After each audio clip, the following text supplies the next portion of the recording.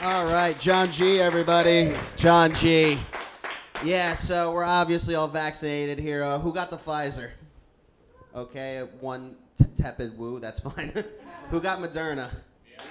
Oh, more Moderna. Does anyone get Johnson & Johnson? Oh, really? Yeah, that's how I felt when I first heard Johnson & Johnson was making a vaccine. I was like, there's no way I'm getting that vaccine. My only reason was because Johnson & Johnson owns the New York Jets. That's my only That's my only reason. It's like you haven't had a playoff team in 10 years, but you actually managed to make a vaccine in one shot within 1 year? No, I am not buying this. There's no way I'm buying that at all. Yeah, and I've been a season ticket holder for the Jets since 2009.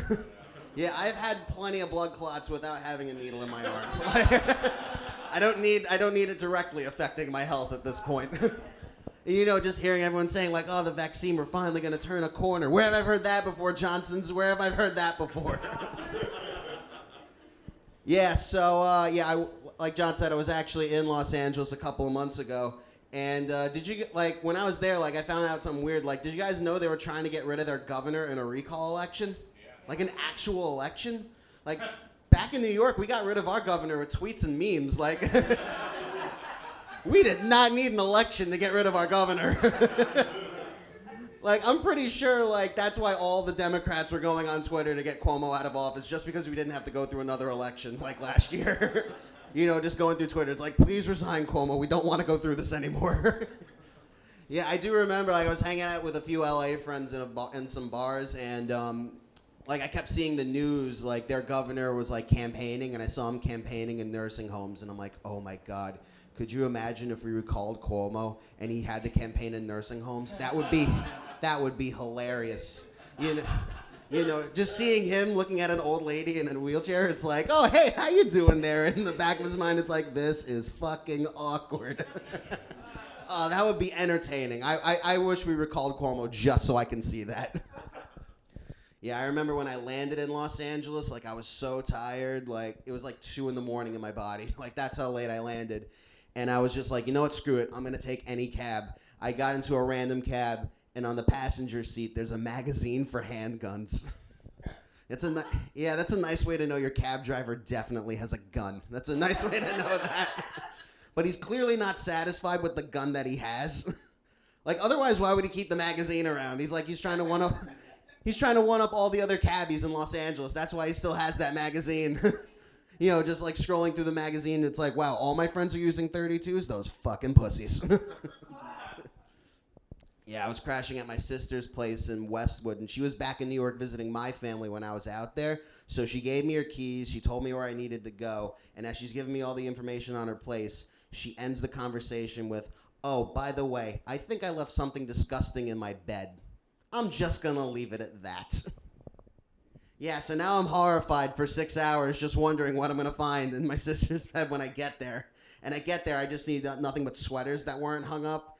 So I texted her, I'm like, why did you think I would find this disgusting? And she asked me, well, what did you think you were going to find? I'm like, I don't know, something 12 inches, plastic, black, battery powered, it vibrates. Somewhere along those lines. That's what I was afraid of seeing.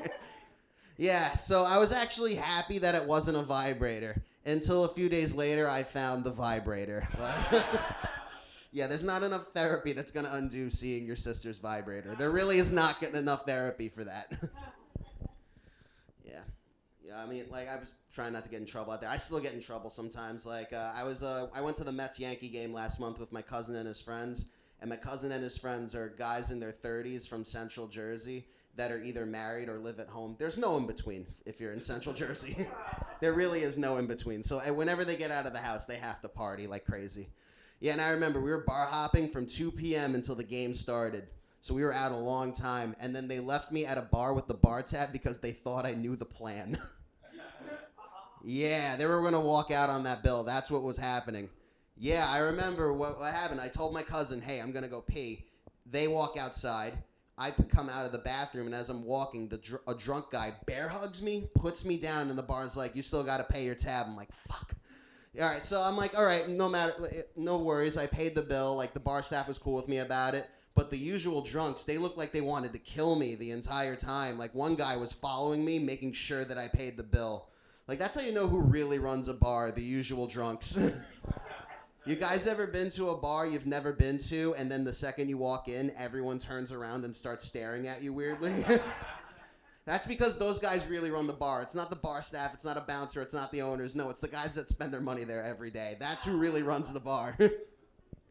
Yeah, I wasn't really worried about that. I was worried about later that night. I had food and a beer in my hand, and I'm just like, I'm walking back to my section. And I was wearing these baggy jeans that just kept falling down. And as I'm walking back to my section, my pants fall all the way down to my ankles. Yeah, I was more worried about making the internet than I was getting my ass kicked by a drunk at a bar. Like, I can fend off a couple of drunks. I can't fend off people with their cell phones pointing right at me. Like, even if I swipe away a few phones, like, that's already up to the cloud. I can't do anything about that at that point. Yeah, what was it? I remember a few years ago, like, at a Met game, like, the announcers stopped watching the game so they can comment on a really jacked guy struggling to open a bottle of water. And they were just like, wow, he put all that time into his body and he can't even open a bottle of water. I didn't want to be the guy that replaced him. I didn't want to be the guy that were like, wow, he remembered a beer but forgot a belt. Yeah, I didn't want to be that guy on ESPN 5 years from now. So I'll leave you guys with this. They're trying to do more integration in movies, and I think that's a good thing, but I think you need to place it correctly or else you're going to have some very weird questions. Like, I remember as a kid, there was a black Cinderella in, like, 97, and then I look back on that movie now. That was the only black woman that lived in this entire small village, so I'm just like, did you really need to make every woman try on a shoe? You know what she looks like. Like, this is the easiest game of Where's Waldo ever. Like, if it was me, I would have been like, okay, it's not you, it's not you, it's not you. It's like, how did you know it was the right fit? Skin color, really. I didn't make anyone try on a shoe. It took me 20 minutes. All right, that's it for me, guys. You guys have been great. Thank you.